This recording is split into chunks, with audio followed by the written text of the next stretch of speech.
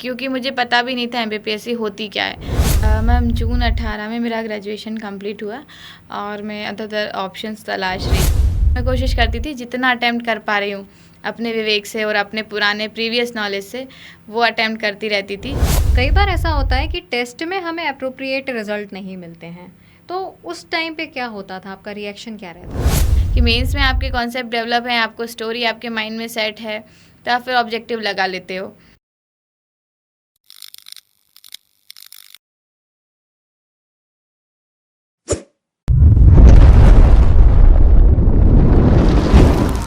Radio शहर 89.6 FM पर स्वागत है आपका हमारे आज के स्पेशल सेगमेंट में। और हमारा ये जो स्पेशल प्रोग्राम होता है, इसमें हर बार हम एक स्पेशल गेस्ट से बात करते हैं। हम अलग अलग फील्ड्स के जो स्पेशलिस्ट होते हैं उनसे बात करते हैं। कई बार विशेषज्ञ होते हैं और कई बार अपनी फील्ड के हुनरबाज होते हैं।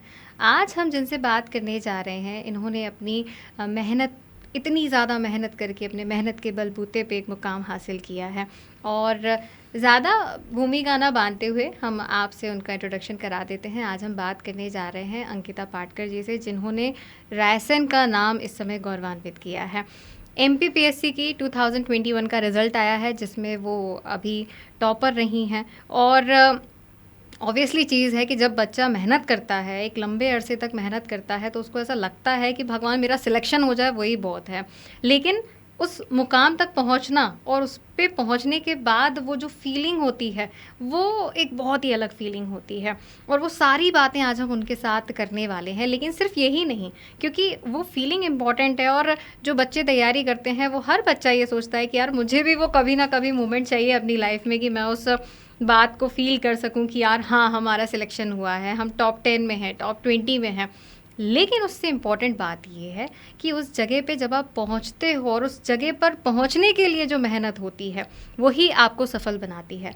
अभी थोड़ी देर पहले जब मैं इनसे बात कर रही थी, तब मुझे इस बात का एहसास हुआ कि ये एक्चुअली बहुत डाउन टू अर्थ हैं, बहुत जेन्युइन है। शायद इसीलिए भगवान ने उनको अप्रोप्रिएट रिजल्ट दिया है, क्योंकि हर किसी की मेहनत का उसे अप्रोप्रिएट रिजल्ट मिलता है और इनकी मेहनत का अप्रोप्रिएट रिजल्ट उन्हें मिला है। हम स्वागत करेंगे हमारी आज की स्पेशल गेस्ट का। अंकिता, बहुत बहुत स्वागत है आपका। Thank you ma'am. और ये जो आपका मुकाम है, ये ऑब्वियसली किसी परिचय का मोहताज नहीं है कि जहां हमें बताना पड़े कि एमपीपीएससी क्या है या आप किसके टॉपर बने हो। हर गली गली का बच्चा जानता है कि एमपीपीएससी जो है वो एक हाईएस्ट अथॉरिटी का एग्ज़ाम है और आप उस पोजीशन पे पहुंचे हो। अपने आप में एमपीपीएससी क्वालिफाई करना एक बहुत बड़ी चीज़ है, लेकिन उसका टॉपर बनना ये उससे भी बड़ी चीज़ है। तो आपका जो एक्सपीरियंस है वो क्या कहता है, और ये जो रिज़ल्ट जब आया तब से आपका कैसा अनुभव रहा? मैम अनुभव बहुत सुखद रहा, हर्ष भी रहा और अपने आप पर भी लगा कि हाँ हम कर सकते हैं। पर जो मेरा लाइफ का जो रहा एक्सपीरियंस कि 6 साल में मुझे ये सफलता मिली है, तो इसमें मैंने कई चीज़ें सीखी और जर्नी के दौरान कई चीज़ों को पढ़ा, कई चीज़ों को छोटा भी और कई बार स्ट्रेस डिमोटिवेशन से भी खुद को ओवरकम किया। तो अब जब ये रिज़ल्ट मिला है तो वो सब मैं भूल गई हूँ, मतलब मुझे वो सब महसूस भी नहीं हो रहा है। बाकी जो मेरा सफलता रही उसमें सबका योगदान रहा, इसलिए मेरी तो गुजारिश है सबसे, सबको बहुत बहुत धन्यवाद कि उन्होंने मुझे इस मुकाम तक पहुँचाया। मैं अकेली इसकी भागीदार नहीं हूँ। ऑब्वियसली चीज़ है कि वही मैंने इनिशियल में आपके इंट्रो में ही कहा कि आप इतने डाउन टू अर्थ हो, आप जेन्युइन हो कि आप सबको क्रेडिट दे रहे हो, और शायद इसीलिए आप अभी उस जगह पर भी पहुँचे हो। ये एक फ़ेज़ है, एक लंबी जर्नी होती है। हम जब क्वालिफाई करते हैं, क्वालिफाई करने से लेके प्रीलिम्स क्वालिफाई करने से लेके मेंस निकालना और फिर इंटरव्यू भी क्वालिफाई करके टॉप Yes, करना, ma'am. एक बहुत लंबी जर्नी है। ये अपने आप में एक लंबी जर्नी है और उसके पहले की अपनी एक अलग लंबी जर्नी है। इस दौरान ये कोई कहने की बात ही नहीं है कि बहुत सारे हार्डशिप्स आते हैं।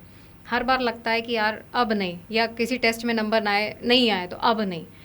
ऐसे कितने सारे फेसेस रहे और कितनी बार आपने उनको ओवरकम किया?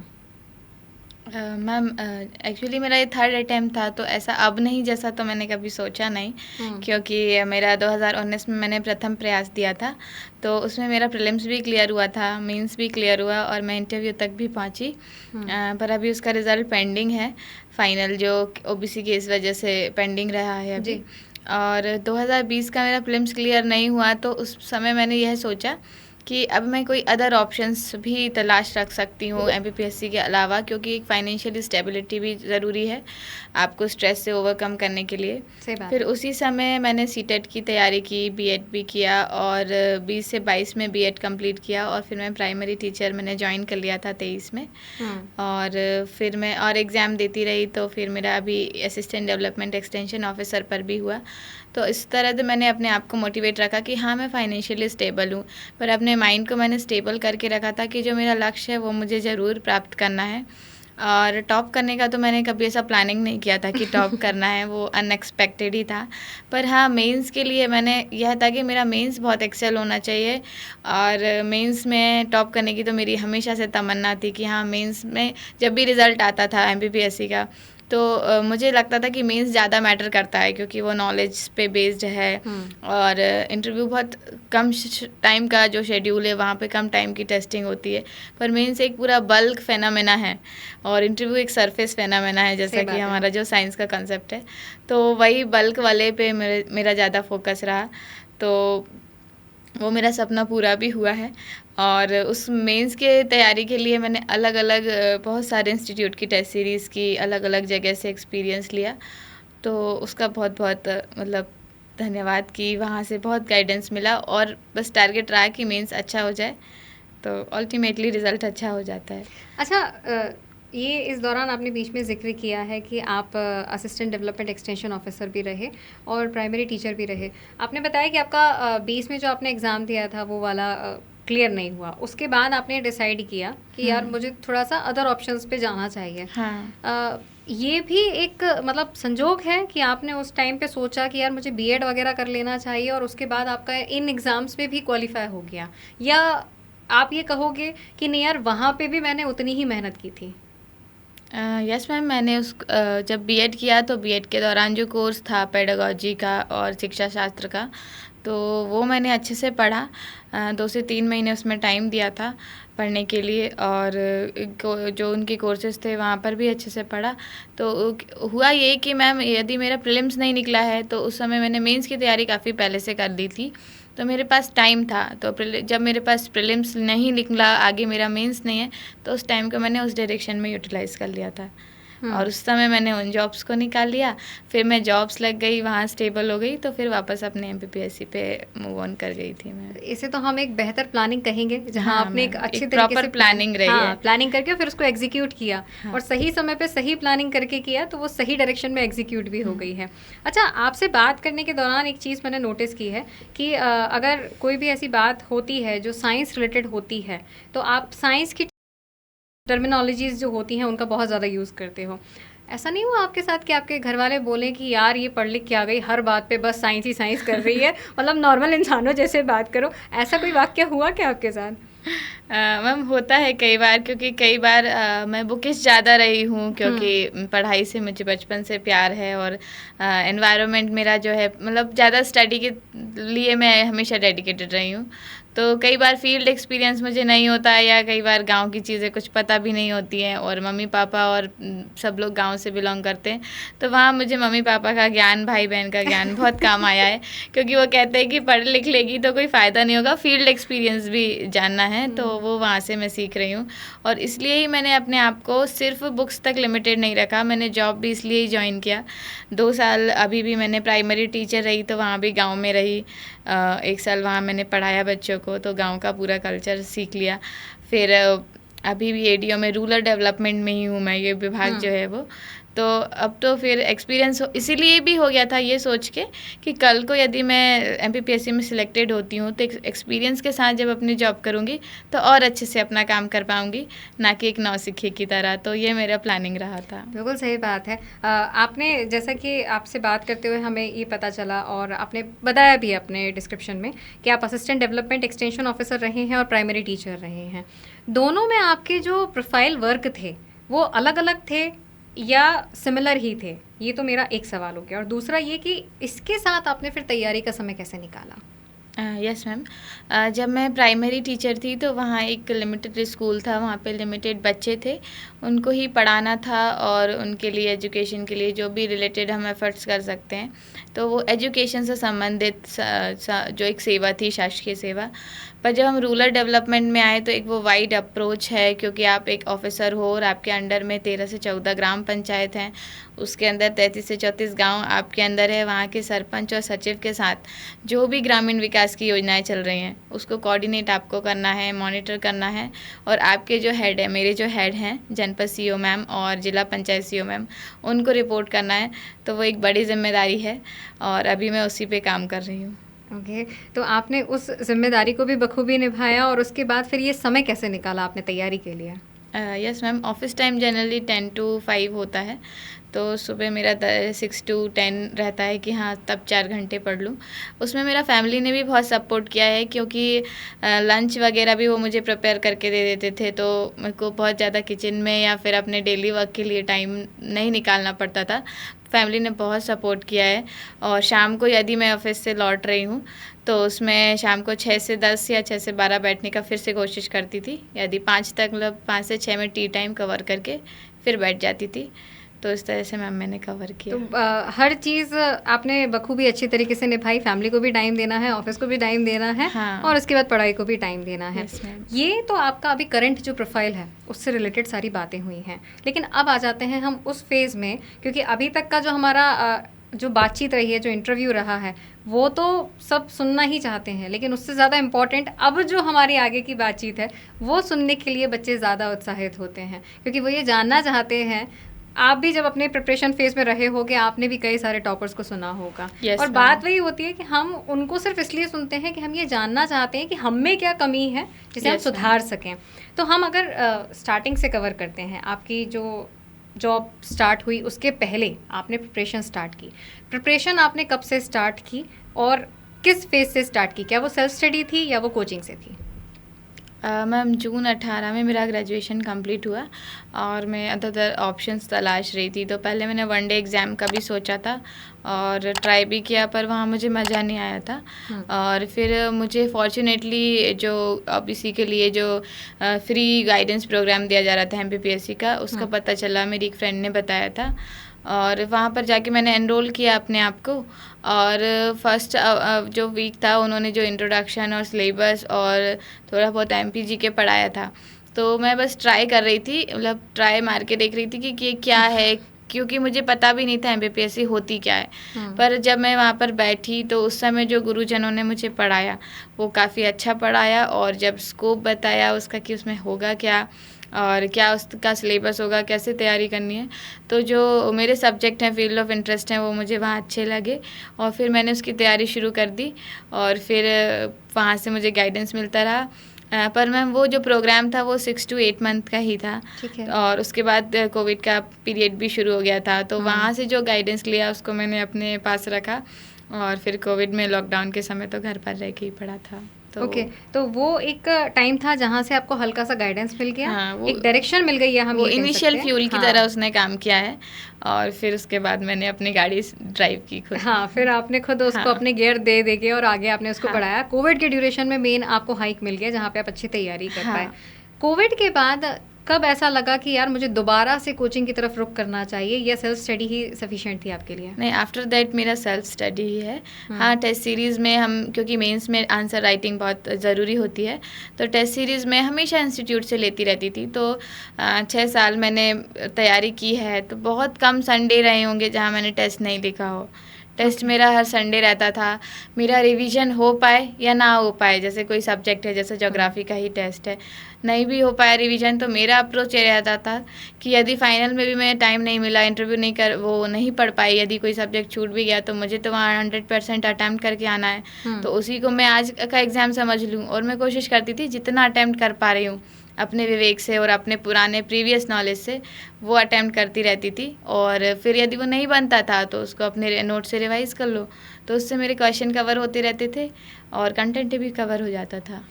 तो यहाँ से हम इसको इस तरीके से देख सकते हैं अप्रोच को कि आपने जो किया इनिशियल में, आपने पहले सेल्फ स्टडी कर ली अच्छे से, और जो हम सेल्फ स्टडी की प्रिपरेशन की बात कर रहे हैं, आपने सेल्फ स्टडी करी, आपने प्रिपरेशन करी, उसके बाद आपने जो कहा कि हम हर संडे को ऑलमोस्ट हमें एक टेस्ट देना है।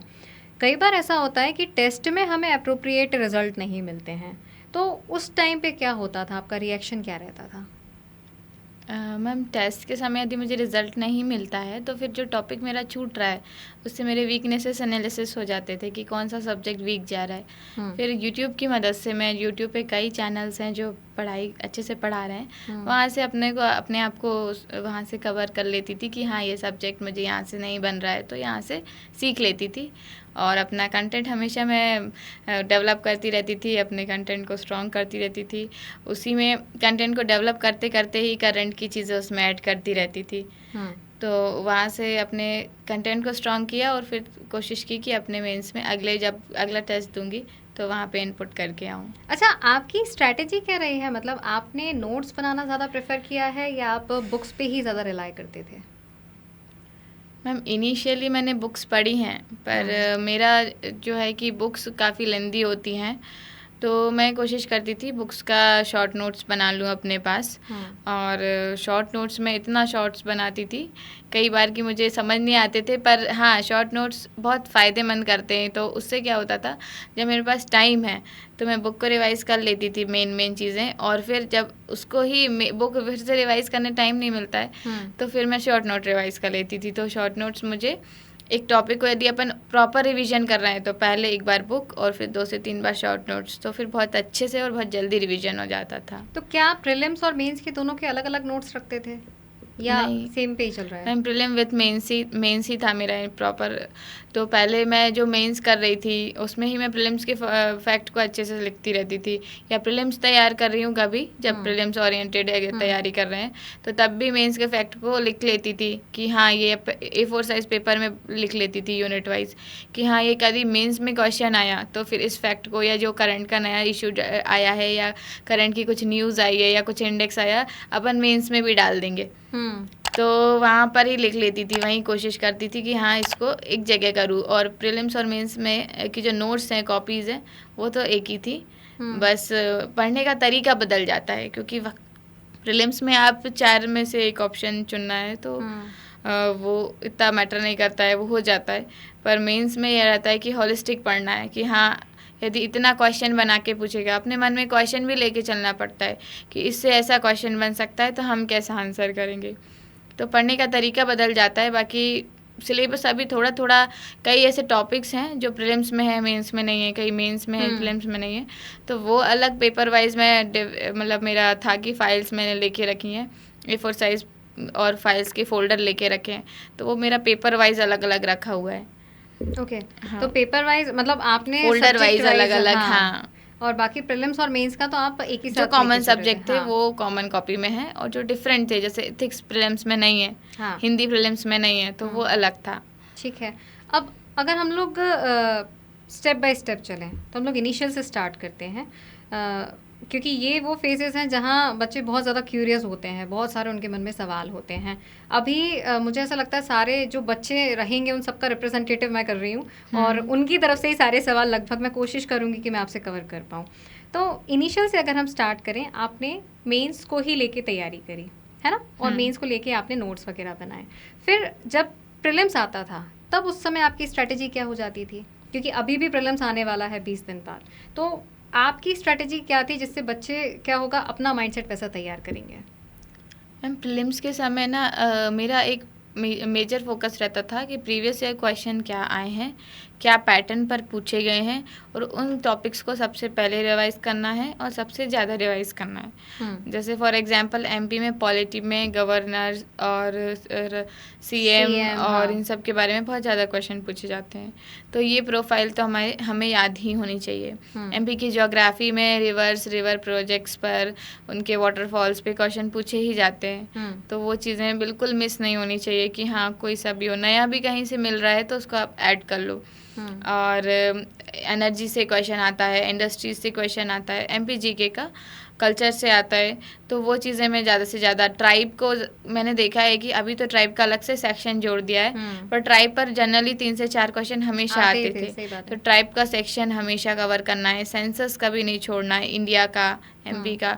तो कुछ 10 से 12 टॉपिक थे जो प्रीलिम्स में हमेशा पूछे जाते हैं, उन पे पहले मैं मेजर फोकस करती थी। फिर जो करंट अफेयर्स का भी ट्रेंड था पहले कि कुछ स्पोर्ट पर्सन पूछेंगे, कुछ मीटिंग्स पूछेंगे, कुछ यूएन का कोई वर्ष हुआ है तो उसको भी पूछेंगे, तो वो चीज़ें करते थे, उनको पहले याद करते थे करंट में। और फिर अदर करंट तो खैर पूरा लेके चलना पड़ता है, जो भी इम्पोर्टेंट बुक्स आई हैं, इम्पोर्टेंट अपॉइंटमेंट्स हुई हैं, तो उसके लिए मैं जो है कई बार यूट्यूब चैनल की मदद ले लेती थी, और कई ऐसी बुक्स भी आ जाती हैं उस समय प्रीलिम्स के पहले ही, प्रीलिम्स ओरिएंटेड करंट अफेयर्स की बुक्स आ जाती हैं, तो वहाँ से कवर कर लेती थी। और मेरा ऐसा रहता था कि जब भी कोई न्यू क्वेश्चन आया है या थोड़ा ऐसा क्वेश्चन आ रहा है जो हमसे डायरेक्टली नहीं बन रहा है, तो फिर उसके ईयर और टाइम लाइन, जो उस समय क्या समय रहा होगा, जो हमने हिस्ट्री पढ़ी है, जो ज्योग्राफी पढ़ी है, उसका ओवरऑल एनालिसिस करके कि हाँ उस समय क्या था स्थिति। जैसे हिस्ट्री का ही कोई क्वेश्चन है और जैसे काकोरी कांडी पूछ रहे हैं तो कौन कौन था, तो हम ईयर है तो क्या स्थिति रही होगी, क्यों, कारण, कुछ भी जिस तरह से पूछा है, जो भी एनालिसिस कर सकती हूँ मैं, उसके बेसिस पे अपना ऑप्शन चूज़ करती थी। और ये भी इसलिए हो पाता था क्योंकि मेरा मेंस तैयार था। तो फिर अगेन मैं मेंस पे आ जाती हूँ कि मेंस में आपके कॉन्सेप्ट डेवलप हैं, आपको स्टोरी आपके माइंड में सेट है, तो आप फिर ऑब्जेक्टिव लगा लेते हो। और ज्योग्राफी के भी कई क्वेश्चन आपके कॉन्सेप्ट से क्लियर हो जाते हैं, साइंस के कई क्वेश्चन कॉन्सेप्ट से क्लियर हो जाते हैं, तो फिर हमको बहुत ज़्यादा टफ नहीं पड़ता है। फैक्चुअल पार्ट प्रीलिम्स का है एक लूसेंट में जो पीछे मिसलेनियस दिया रहता है, उस तरह का मिसलेनियस पहले बहुत इंपॉर्टेंट होता था। अब सिलेबस चेंज होने के बाद अभी नहीं पता है कितना वेटेज रहेगा, पर पहले ये क्वेश्चंस बहुत आते थे। PYQs में कर करके मैंने देखा कि वो लूसेंट के पीछे दिए हुए हैं, तो वहाँ से उनको ज़रूर रिवाइज करती थी 3 से 4 बार कि वहाँ से गलत ना हो।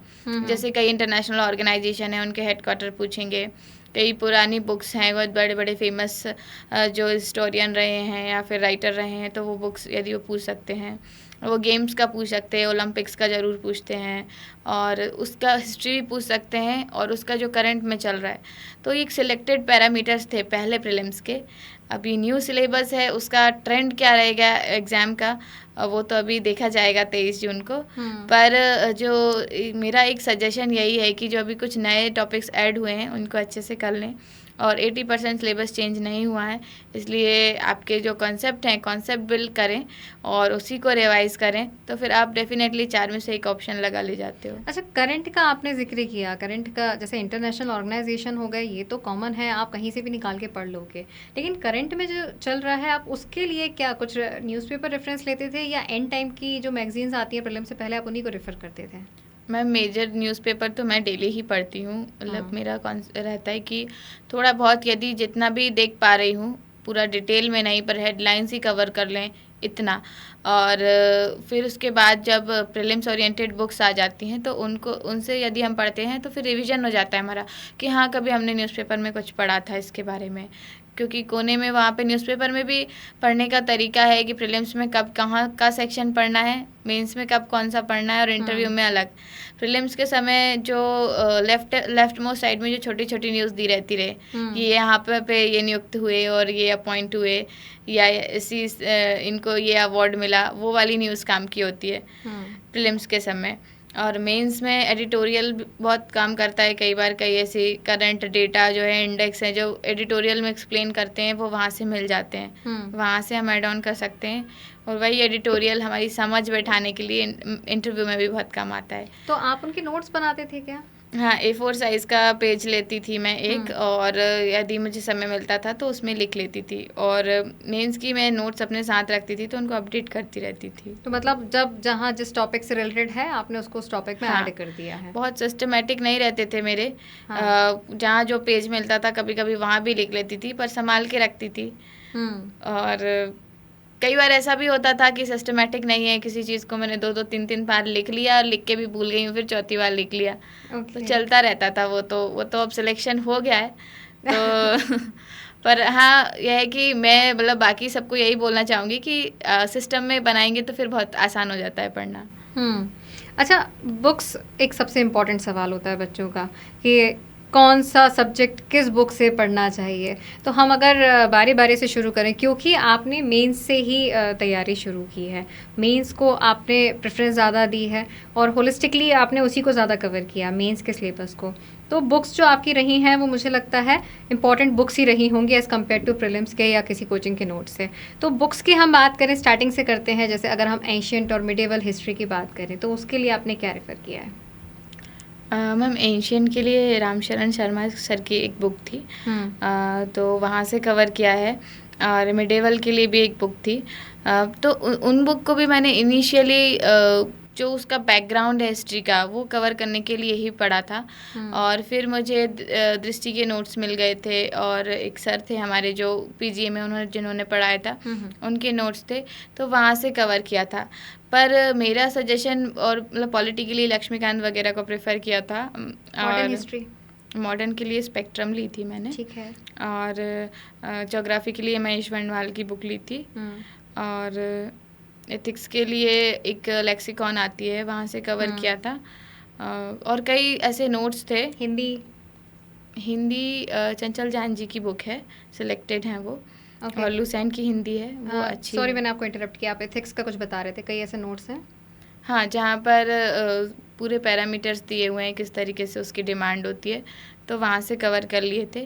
और मेरा मतलब सबसे यही बताना चाहूँगी कि बुक्स वैरी कर सकती है कि आपको कौन सी बुक पसंद आती है, इसलिए आप कंटेंट को अपने हिसाब से चुनें और ऐसी बुक्स चुनें जिसमें आपका सिलेबस कवर हो रहा हो। और यदि सिलेबस कवर नहीं हो रहा है तो आप शुरुआत में, जब आप इनिशियल स्टेज में हैं, तो आप 1 से 2 से 3 से बुक कवर कर सकते हैं, पर आप हमेशा उन बुक्स को लेकर ना चलें। आप अपना एक पेज या आप एक फ़ोल्डर, जो अपनी कॉपी जो भी बना रहे हैं, उसमें कंपाइल कर लें तीनों चारों बुक का कंटेंट और अपने सिलेबस को कवर कर लें, और फिर उसी को रिवाइज़ करें, क्योंकि हम एक साथ इतने सारे बुक्स कवर नहीं कर सकते हैं। और अंत में जब हमारे पास केवल 6 दिन होते हैं और 3 से 4 घंटे ही रहते हैं रिविज़न के लिए, क्योंकि सोना भी होता है और अपनी 6 दिन तक एनर्जी मेंटेन भी करनी रहती है मेंस में, तो फिर वो शॉर्ट नोट्स बहुत काम आते हैं। अच्छा, टाइम बहुत इंपॉर्टेंट होता है, तो क्या कुछ ऐसा है कि इतने घंटे टाइम हमें देना ही चाहिए, या आपका कुछ था कि नहीं यार मैं इतने घंटे तो मुझे देना ही है पर डे? घंटे का मेरा डिसाइड नहीं था, पर हो जाते थे पढ़ते पढ़ते 10-12 घंटे। पर मेरा टॉपिक के साथ नहीं, जॉब के बाद तो 6 से 7 घंटे बहुत होता था। जॉब के पहले जब इनिशियल में शुरू किया था तब 10 से 12 घंटे होता था, और उस समय मेरा ये रहता था टॉपिक कर लूँ मैं, अच्छे से समझ लूँ, चाहे उसे में 3 दिन भी लग जाएँ, 4 दिन भी लग जाएँ, एक बार अच्छे से याद होना चाहिए, अच्छे से समझ में आना चाहिए। फिर क्या है कि बाद में रिवीजन ईजी हो जाता है। यदि हम जल्दी जल्दी पढ़ते चले जाते हैं ना, तो फिर याद नहीं होता है। तो मेरा यही रहता था कि टॉपिक टाइम पे होना चाहिए। एक मैंने ऐसा शेड्यूल नहीं बांधा था कि 6 से 10 में यही पढ़ना है, 10 से 12 में यही सब्जेक्ट पढ़ना है, ऐसा नहीं था। मैं एक प्रॉपर सिलेबस लेके चलती हूँ कि आज मुझे एंशियंट का ये जो है वो जो है गुप्ता का करना है, तो गुप्ता वो चाहे 3 दिन में हो, 3 घंटे में हो, मैं टॉपिक पूरा करती थी। ऐसा दिन भर नहीं बांधती थी, सब्जेक्ट को डिवाइड नहीं करती थी कि सुबह पॉलिटी पढ़ना है, शाम को। मेरा ये वाला तरीका था। बाकी सबका मैटर करता है, मैंने और लोगों का भी सुना है, वो टाइम डिवाइड करके सब्जेक्ट्स पढ़ते थे कि एक दिन में 3 से 4 सब्जेक्ट। मैं एक सब्जेक्ट को ख़त्म करती थी पहले, फिर दूसरे सब्जेक्ट पे मूव अंकिता, करती थी। आप से बात करते हुए पता चलता है कि आप बहुत जेन्युइन हो, बहुत डाउन टू अर्थ भी हो। तो कई बार ऐसा होता है ना कि एक फेज़ होता है जब हमसे नहीं हो पाता है, या हम डी स्ट्रेस उसमें जाते हैं, या हमको ऐसा लगता है कि यार हम मोटिवेटेड नहीं हैं, तो हमारे भाई बहन या हमारे रिलेटिव्स, भाई बहन तो मैं इंक्लूड नहीं करूँगी क्योंकि भाई बहन तो सपोर्ट ही करते हैं, बट रिलेटिव्स कहना ज़्यादा वर्ड उचित रहेगा, और वो कहते हैं कि यार क्या रखा है, क्यों ऐसे लंबे एम की तरफ जा रहे हो, ऐसे लंबे एग्ज़ाम की तरफ जा रहे हो, संभव नहीं है। क्या ऐसी कुछ सिचुएशंस आपके सामने आई? मैम, मैं बहुत फॉर्चुनेट रही हूँ कि मेरी फैमिली, रिलेटिव सब ने मुझे सपोर्ट किया है, और अभी मेरे तीनों फूफा जी का स्वर्गवास हो गया है, पर तीनों फूफा जी को मैं आज इतना मिस कर रही हूँ, क्योंकि उन तीनों का ही सपना था कि तू कुछ ना कुछ बड़ा करेगी, देखना तू बस। मम्मी कहती थी कि बेटा अपने पैरों पे खड़ा होना है, पर वो कहते थे बेटा कुछ बड़ा टारगेट करना और ज़रूर बड़ा बनेगी। और सभी चाचा चाची और सब ने भी बहुत सपोर्ट किया है। पहले से भी थोड़ा मैं नवोदय में मेरा सिलेक्शन हो गया था, तो सबको उम्मीद थी कि ये थोड़ा अच्छा काम करेगी, अच्छा पढ़ती है, मतलब थोड़ा टैलेंटेड है, तो उम्मीद सबको थी। इसलिए उन्होंने हमेशा, मतलब किसी ने कभी ये नहीं कहा कि क्या क्या तक तैयारी करोगी, ऐसा कुछ नहीं, तैयारी करो तुम्हारा ज़रूर होगा, सब यही बोलते थे। तो मैं फॉर्चुनेट रही हूँ। पर यदि किसी की फैमिली नहीं भी सपोर्ट कर रही है तो खुद पे विश्वास करना ज़रूरी है, और अपने यदि लक्ष्य बनाया है तो थोड़ा सा उसमें समर्पण दीजिए, आपको ज़रूर रिजल्ट मिलेगा। अच्छा, हमने बुक लिस्ट की बात कर ली है, हमने नोट्स वगैरह की भी बात कर ली है। प्रीलिम्स जो आने वाला है, अब तो बहुत ही कम समय बचा है, बहुत क्रिस्प टाइम है, तो इस टाइम पे बच्चे फटाफट वाली जो स्ट्रैटेजी है वो आप क्या सजेस्ट करोगे? प्रीलिम्स के लिए मैं जितने भी दिन मुझे मिलते हैं उसमें यूनिट वाइज बांट लेती हूँ कि आज ये यूनिट करनी है, अब इस यूनिट का जितना भी समय बचा है जितना हो जाए फिर दूसरी यूनिट करनी है, क्योंकि प्रीवियस हमारा काफ़ी तैयार होता है, हमने पहले भी अटेम्प्ट्स दिए हैं। बच्चों को लगता है कि हमने नहीं किया है, हमको कुछ भी याद नहीं है, तो वो घबरा जाते हैं। जितना हो जाए रिवाइज उतना अच्छा है, और नहीं भी हो रहा है तो टॉपिक हम छोड़ सकते हैं, बन जाता है। ज़रूरी नहीं है कि हर टॉपिक जो हमारा छूट रहा है वो वहाँ पे क्वेश्चन बन के आएगा। कई बार चीज़ें छूट जाती हैं, कई बार अभी मैं जैसे सिलेक्ट हुई हूँ, ऐसा नहीं है कि मुझे 100% आता है। उस समय जो क्वेश्चंस थे उस समय वो मुझसे बनते थे और मैंने अटैम्प्ट किए। और हमारा जो 2 घंटे का समय होता है प्रीलिम्स में वो ज़्यादा क्रूशियल होता है, क्योंकि आप क्वेश्चन को कैसे पढ़ रहे हो, कैसे उसका तो एनालिसिस कर रहे हो कि हाँ किस एंगल से ये पूछा गया होगा, किस एरा का क्वेश्चन है, किस समय का है, और क्या इसकी रिलेवेंस है, ये 4 ऑप्शन ही क्यों दिए गए हैं। ये एनालिसिस करके हम लगाएंगे ना, तो हमारा जो प्रीवियस नॉलेज है, अगेन मेंस का जो कॉन्सेप्ट है वो आ जाता है और बन जाता है हमसे। और करंट ज़रूर हमको थोड़ा सा स्ट्रांगली रिवाइज करना है, क्योंकि वहाँ से वेटेज बढ़ भी रहा है और क्वेश्चन वहाँ से आते भी हैं। तो ये जो एक फेज़ था जहाँ आपने बताया कि आपने अलग अलग कोचिंग का सहयोग लिया है, जहाँ से उनका सहयोग लेके आपने खुद को इम्प्रूव किया है, आप खुद को इम्प्रूव करते चले गए, और साथ में आपने एक बात का जिक्र किया कि मेरा सिलेक्शन होगा ये पता था, टॉप करूँगी ये नहीं पता था। तो ऐसा क्यों? मतलब इसलिए कि ऐसा लगा था कि यार मेरे एग्ज़ाम्स उतने अच्छे नहीं गए हैं, ऐसा कुछ रीज़न था क्या? मैम एग्ज़ाम्स तो अच्छे गए थे, मेंस को लेके मैं कॉन्फिडेंट थी कि मेंस अच्छा गया है, पर इंटरव्यू को लेके कॉन्फिडेंट नहीं थी, क्योंकि इंटरव्यू मेरा जो हुआ था इवनिंग टाइम में हुआ था, और थोड़ा जो बोर्ड मेंबर थे उन्होंने जो न्यूमेरिकल या मैथ्स के बहुत कंसेप्चुअल क्वेश्चन पूछे थे, जो मुझे ऐसा लग रहा था कि सेटिस्फैक्ट्री आंसर नहीं दी हूँ, और मैथ का एक न्यूमेरिकल सॉल्व करवाया था, वहाँ मेरा क्वेश्चन गलत हो गया था, तो इसलिए मुझे लगा था कि शायद, पर उसकी एवरेज मार्किंग रही, पर मेंस में अच्छे मार्क्स होने की वजह से मैं टॉप कर पाई। इंटरव्यू में ही आपसे सॉल्व करवा लिया? हाँ यार, मतलब ये पर मैंने कॉन्फिडेंस मेंटेन करके रखा था।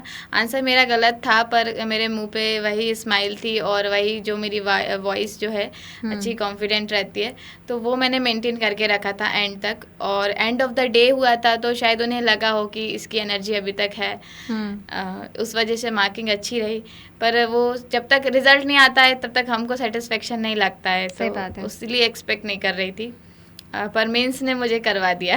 क्या बात है, कंग्रेचुलेशन फॉर दैट एक बार फिर से। और अब हम लोग क्योंकि प्रोग्राम के आखिरी पड़ाव पर हैं, आपने ऑब्वियसली रायसेन का नाम रोशन किया है, रायसेन को गौरवान्वित किया है, पूरे मध्य प्रदेश में टॉप करना रायसेन के इतिहास में शायद पहली बार ही ऐसा हुआ है कि आप वो एक उभरता हुआ सितारा हो जो निकल के आए हो। अपने आप में एक अनूठी फीलिंग रही होगी। बहुत सारे लोग आपसे आजकल मिल रहे होंगे, बता रहे होंगे, जो पहले से जानते होंगे, वो कहते होंगे कि हमें तो पहले से ही पता था कि ये कुछ अच्छा करेगी। हम एक एक्सपीरियंस में शेयर भी करना चाहूँगी। जब मैं मॉक्स के लिए डिफरेंट इंस्टीट्यूट में जाती थी तो वहाँ देखती थी कि बहुत से लोग भोपाल से हैं, बहुत इंदौर से हैं, कोई अलग अलग डिस्ट्रिक्ट से हैं। मुझे इंटरव्यू के लिए के टाइम भी रायसेन के बहुत कम बच्चे मिलते थे, क्योंकि हम जनरली कोशिश करते हैं कि हमको अपने फील्ड के, अपने एरिया के स्टूडेंट्स मिल जाएं, एस्पिरेंट्स मिल जाएं, तो हमारे ग्रुप डिस्कशन में अच्छी तैयारी हो जाएगी। तो मुझे बहुत कम लोग मिलते थे। मैं कहती थी रायसेन का तो मिलता ही नहीं है कोई बहुत ज़्यादा लोग, पर इस बार मेरे को 13-14 लोग मिले भी रायसेन के, और अभी 3 से 4 लोग सिलेक्ट भी हुए हैं जिनको मैं जानती हूँ। तो इस बार रायसेन का प्रदर्शन सबका ही अच्छा रहा है, और लकीली भगवान ने मुझे रैंक 1 देके और नाम रोशन करवा दिया। डेफिनेटली। अच्छा, आपका यहाँ का एक्सपीरियंस, क्योंकि जैसे आप हो वैसे हम लोग भी एक न्यू कमर इनिशियल्स हैं यहाँ पे, रेडियो का आपका एक्सपीरियंस कैसा रहा? यहाँ पे आप आए, आपका यहाँ पे इंटरेक्शन रहा, कैसा लगा आपको यहाँ पे आके? मैम रेडियो सुना बहुत है, पर आज लाइव देखा अपने आँखों से, तो एक अलग ही एक्सपीरियंस है, और एक प्राउड भी फील कर रही हूँ कि आपसे मिलने का मौका मिला, रेडियो में आने का मौका मिला, और अभी शहर मुझे सुन रहा है, तो मैं बहुत प्राउड फील हो रहा है इस बात पे। ऑब्वियसली रेडियो शहर खुद ही इतना ज़्यादा गौरवान्वित है आपसे मिलके। आप तो ऑब्वियसली एक आइकन की तरह हो गए हो। आज की डेट में हर बच्चा ये सोच रहा होगा कि यार कैसे हमें उनकी स्ट्रैटेजी पता चल जाए। एक लास्ट में हम इसको क्योंकि बाइंड अप कर रहे हैं, तो आप क्या सजेशन देना चाहोगे जो न्यू कमर्स जो इस समय तैयारी कर रहे हैं, उनके लिए आप क्या सजेशन दोगे? मैम मेरा सजेशन ये है कि make your own path, make your own strategy, don't copy others. बस ये है कि जो उनकी अच्छी चीज़ें हैं आप उन्हें फॉलो करो, और आपकी जो वीकनेसेस हैं उन्हें एनालिसिस करो कहाँ कमी जा रही है। और ऐसा नहीं है कि मैंने जो स्ट्रेटजी बताई बिल्कुल आप, यदि आपका जो पैटर्न है आप उसको चेंज करके मेरे पे आ जाओ। मेरा अलग नेचर था, अलग बैकग्राउंड था, और अलग IQ लेवल था, अलग तैयारी थी, बेसिक मेरा बैकग्राउंड, तो वो अलग अलग था। आप सबका मैटर करता है, इसलिए आप आपके खुद का एनालिसिस करें। शॉर्ट एनालिसिस बहुत आवश्यक है किसी भी तैयारी को करने के लिए। आपका लक्ष्य बनाएं, लक्ष्य के प्रति समर्पित रहें, अपने आप को मोटिवेटेड रखें। जर्नी बहुत लंबी भी हो सकती है, छोटी भी हो सकती है। मुझे भी ये हासिल करने के लिए भी 6 साल लग गए हैं। 18 से मैंने शुरू किया था, और अपने आप को डिसिप्लिन रखें, कंटिन्यूटी बना के रखें, और यदि थोड़ा सा भी फेलियर होता है तो ना घबराएं। यदि आपका प्रीलिम्स नहीं निकलता है तो ये सोचिए मेंस करने के लिए टाइम मिल गया है, और अच्छा मेंस क्लियर होता है तो ये सोचिए कि अब प्रीलिम्स नहीं देना है, अब इंटरव्यू बहुत अच्छे से करेंगे, मेंस हमारा पहले से तैयार है। तो आप हमेशा तैयारी के लिए आपके पास समय नहीं है, या दुख मनाने के लिए भी आपके पास समय नहीं है। मैं तो ये कहना चाहूँगी कि दुख मनाने भी आपके पास समय नहीं है, बोर होने के पास भी आपके पास समय नहीं है। मुझसे कई बार लोग कहते थे कि मैं तो बोर हो रही हूँ या क्या, मैंने कहा मेरे पास तो समय ही नहीं है बोर होने के लिए। ऐसा ही होता था मेरे साथ। इस पॉइंट पे मैं ये पूछना चाहूँगी कि जैसे हाईली मोटिवेटेड रखने के लिए लोग हॉबीज़ प्रेफर करते हैं, हाँ। तो आपकी हॉबीज़ क्या रही और आप कितना टाइम निकालते थे हॉबीज़ के लिए?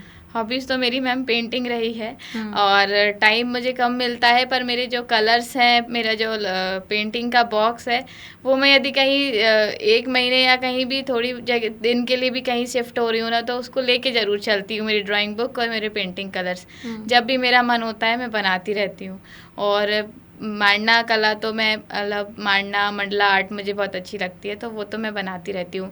यदि कॉपी में भी जैसे कुछ लिख रहे हैं, शॉर्ट नोट्स या कुछ भी रफ लिख रहे हैं, तो वो लड़कियों की आदत ही होती है कि फूल पत्ती और साथ में कुछ ना कुछ बनता रहता है, तो वो होता रहता था, और वही मेरा एंजॉयमेंट है। उसने आपको मोटिवेटेड भी रखा। Yes ma'am. तो एक अल्टीमेट हम ये कह सकते हैं कि जो कंक्लूडिव मैसेज जाता है वो ये जाता है कि मोटिवेटेड आपको खुद को रखना है, और उसके लिए आप अपनी हॉबीज़ का भी इस्तेमाल कर सकते हैं। बिल्कुल मैम। वेल अंकिता, एक बहुत ही अच्छा और एक हेल्दी डिस्कशन आपके साथ रहा, और मुझे उम्मीद है कि जितने भी एस्पिरेंट्स हैं उनने बहुत कुछ इस दौरान देखा होगा और सीखने को भी मिलेगा इस इंटरव्यू से। ऑलमोस्ट बुक लिस्ट वगैरह भी हमने शेयर कर ही ली हैं जो आपने करी हैं। इंटरव्यू एक इम्पॉर्टेंट सेगमेंट हो जाता है, तो क्या इंटरव्यू के लिए कोई अलग से तैयारी होती है? यस मैम, इंटरव्यू की जब आप तैयारी कर रहे हो, आप सिलेक्ट हो रहे हो, तो पहले तो अपना डिस्ट्रिक्ट अच्छे से तैयार करें, और डिस्ट्रिक्ट के बारे में अपनी खुद की जो भी बैकग्राउंड रहा है, जहाँ से आपने एजुकेशन किया है, उसके बारे में, जिस भी स्कूल कॉलेज से आप पढ़े हैं वहाँ से आपने क्या सीखा, ये सब आपको ज़रूरी है। आपकी हॉबी यदि आपने बनाई है तो हॉबी के बारे में आपको डिटेल्ड जानकारी होनी चाहिए, और उसके साथ साथ करंट अफेयर्स की बेसिक समझ होनी चाहिए। और वो समझ जो है वो कई अभी यूट्यूब पे चैनल्स हैं जो द हिंदू कवर करवा रहे हैं, या कई जो हमारे दृष्टि IAS के चैनल हैं, वहाँ पर जब भी है तो कोई भी इशू उठ रहा है करंट में, तो उसकी कॉन्सेप्चुअल टॉक आ जाती है या कवर हो जाती है 13 से 14 मिनट में। उसका टू द पॉइंट प्रोग्राम भी है, तो वहाँ से मैं कवर कर लेती थी। और ऐसा नहीं है कि सिर्फ एक चैनल पे मैं रिलाई रही, मैंने कई चैनल्स देखे हैं। स्टडी IQ के भी कई चैनल्स हैं, दे IAS के कई चैनल्स हैं, और भी हैं जिनके मतलब बहुत लंबी लिस्ट है, जहाँ से मुझे कंटेंट मिलता था। पर्टिकुलर चैनल नहीं है, पर्टिकुलर साइट नहीं है, पर्टिकुलर कोचिंग नहीं है, कंटेंट डेवलप करने की कोशिश की है मैंने। जहाँ से मिलता था वहाँ से ज्ञान लेती थी और स्टोर करती थी। और मैंने ग्रुप डिस्कशन भी बहुत किया है और अपने साथ ग्रुप स्टडी भी की है। अभी मेरी फ्रेंड हैं ज्योति राजौरी दीदी, उनकी रैंक 10 आई है, तो हम दोनों ने मेंस के टाइम तो बिल्कुल दिन रात साथ में बैठ के पढ़ा है। और भगवान ने ये फल दिया कि दोनों को सेम रैंक दे दी। हम लोग दोनों ही डिप्टी कलेक्टर के पद पे चयन हुए हैं। तो आशा करती हूँ कि उनके साथ आगे की जर्नी भी अच्छी रहेगी। और ग्रुप डिस्कशंस भी आप कर सकते हैं। फ्रेंड्स बहुत ज़रूरी हैं ये तैयारी में, और फैमिली सपोर्ट भी। पर यदि कुछ नहीं भी है तो हम स्वयं अपने साथ हैं, और ऐसा कहते हैं ना कि अपना दीपक स्वयं बनो, तो वही बन के रहिए। और दुखी होने का समय ही नहीं है हमारे पास, देखे तो। बहुत क्यूरियस टाइप के रहे हो आप ना, इसीलिए मतलब जहाँ से जो मिल जाए इन्फॉर्मेशन उसको बस लेते चले जाओ, बटोरते चले जाओ। भंडारा हो चुका है इस समय आपके दिमाग में, पूरा भंडार है, पूरा कहाँ से किस चीज़ पे इन्फॉर्मेशन लेना हो सब ले लीजिए। मैम इन्फॉर्मेशन लेना प्लस उसको सही जगह इनपुट करना भी, क्योंकि मेंस के क्वेश्चंस ऐसे नहीं है कि बिल्कुल डायरेक्टली पूछ लिए कि आप ये बताइए। बहुत घुमा के पूछते हैं। पहले क्वेश्चन को अच्छे से 2 से 3 बार पढ़िए कि क्यों पूछा है, किस तरीके से पूछा है, और जिस तरीके से उन्होंने पूछा है उसे आंसर भी उस तरीके से कीजिए। क्योंकि कंटेंट होता है, पर आंसर लिखने का तरीका और राइटिंग स्किल्स भी बहुत मैटर करती है। तो राइटिंग स्किल्स को भी बढ़ाना है, और वो राइटिंग स्किल्स आप आंसर की जो आती हैं उनको देख के कर सकते हैं। और मेरे भी कई मेंस की कॉपीज़ रखी हुई हैं। कभी समय मिलेगा तो मैं अपने ही जो मेरा फेसबुक पेज है या इंस्टाग्राम का, वहाँ पर डाल दूँगी, तो वहाँ से देख सकते हैं सब। ओके, वेल ये हमारा एक स्पेशल सेशन था जो अंकिता के साथ रहा। MPPSC टॉपर वो रही हैं, और उन्होंने लगभग पूरी स्ट्रैटेजी हमारे साथ शेयर की है, जिससे कि आप लोगों को बहुत कुछ सीखने को मिल सके। क्योंकि अभी एग्ज़ाम भी नज़दीक हैं, तो आप उसको कैसे इम्प्लीमेंट कर सकते हैं, हमने पूरी कोशिश करी है जिस तरीके से आप वहाँ से इन्फॉर्मेशन लेके और अपनी लाइफ में उसको बिल्ड कर सकें। फ़िलहाल आपसे बात करके बहुत अच्छा लगा, और कह सकते हैं एक पॉजिटिव ऑरा है आपका। अभी तो जर्नी स्टार्ट हुई है, बहुत आगे आप जाओगे। एक आखिरी सवाल ये पूछना चाहूँगी कि रायसेन को लेके आपके क्या ड्रीम्स हैं? क्या ऐसा कुछ सोचा है कि भविष्य में सिलेक्शन हो गया है मेरा, तो कभी मौका मिला तो रायसेन में कुछ चेंज करूँगी या रायसेन के लिए कुछ करूँगी? यस मैम, इनिशियली तो ग्रेड जिला मिलना मुश्किल है, पर यदि फ्यूचर में कभी रायसेन को यदि मिलता है तो रायसेन को जो रैंकिंग्स हैं उसमें टॉप में लाने का कोशिश करूँगी। जो भी गवर्नमेंट की स्कीम्स चल रही हैं या जो भी डेवलपमेंट यहाँ पे हो सकता है, क्योंकि कई बार देखते हैं हम रायसेन में माइग्रेशन की बहुत समस्या है। आधी से ज़्यादा पॉपुलेशन भोपाल शिफ्ट हो जाती है in search of employment, in search of education या हेल्थ के लिए भी। तो मैं चाहती हूँ कि रायसेन में भी वही चीज़ें खुद की डेवलप हो जाएं और रायसेन अपने दम पे डेवलप करे। और अभी भी काफ़ी विकास हो गया है, हमारा डिस्ट्रिक्ट हॉस्पिटल भी अभी काफ़ी मॉडर्न हो गया है। यहाँ पे मेडिकल हॉस्पिटल की भी बात चल रही है। तो अभी धीरे धीरे एजुकेशन सेक्टर और यहाँ पे बढ़ जाए तो एक माइग्रेशन की समस्या भी कम हो जाएगी और यहाँ का ह्यूमन रिसोर्स यहीं यूज़ हो जाएगा। तो वो एक मेरी थोड़ा सा यहाँ पता है मैं ये कहना चाहूँगी, पता है मुझे आपसे बात कर करके पता नहीं क्यों ऐसा लग रहा है कि आप ना इतना ढल चुके हो उस माहौल में, इंटरव्यू के माहौल में कि यहाँ पे भी मुझे रिस्पॉन्स आ रहा है वो ऐसा लग रहा है जैसे वो इंटरव्यू वाले आंसर्स जाते हैं। मैम ये सब मेरे फ्रेंड्स वैसे भी बोलते थे कि तुम हमेशा इंटरव्यू मोड में रहती हो। अभी मेरी एडीओस की ट्रेनिंग भी चल रही थी तो वहाँ फ्रेंड्स ने बताया, वो पूछते थे कि अब तो तुम चली जाओगी एडीओस छोड़ के, तो उस समय रिजल्ट नहीं आया था। तो मैंने कहा मुझे इतना कॉन्फिडेंस नहीं है, आपको कैसे लगता है? तो उन्होंने यही कहा था, हमेशा इंटरव्यू मोड में तो आंसर देती हो, अच्छा ही गया होगा तुम्हारा। ऑब्वियसली वो लग ही रहा है। एनीवेज नाइस इंटरेक्शन रहा आपके साथ और बहुत अच्छा लगा, बहुत कुछ सीखने को मिला ऑब्वियसली, और हमारे लिसनर्स को भी, हमारे व्यूअर्स को भी बहुत कुछ देखने सीखने को मिला होगा। फिलहाल ये हमारा स्पेशल सेगमेंट था और आपने यहाँ से बहुत कुछ देखा होगा, बहुत कुछ सीखा होगा। उसे इनबिल्ट करिए, सिर्फ देखिए नहीं, आप इस स्ट्रैटेजी को अपना सकते हैं। आप चाहें तो अपनी एक अलग स्ट्रैटेजी बना सकते हैं। हमने आज के हमारे इस प्रोग्राम में बहुत सारी इम्पॉर्टेंट इन्फॉर्मेशन इकट्ठी की हैं और आप इनको अपनी तैयारी के दौरान इनका यूज़ भी करेंगे। और इसी के साथ हम हमारी जो आज की स्पेशल गेस्ट हैं उनका धन्यवाद देंगे, क्योंकि अभी इस समय उनका बहुत ही ज़्यादा एक बिज़ी और हेक्टिक शेड्यूल रहा है और शेड्यूल से उन्होंने हमारे लिए समय निकाला, ये हमारे लिए एक बहुत बड़ी अचीवमेंट है। So thank you Ankita Thank you, यहाँ ma'am. आने के लिए और अपने व्यूज़, अपनी स्ट्रैटेजी हमारे व्यूअर्स के साथ शेयर करने के लिए। ये हमारा आज का स्पेशल सेगमेंट था। आप यूं ही हंसते मुस्कुराते रहिए और सुनते रहिए रेडियो शहर 89.6 FM, हम सफ़र आपका।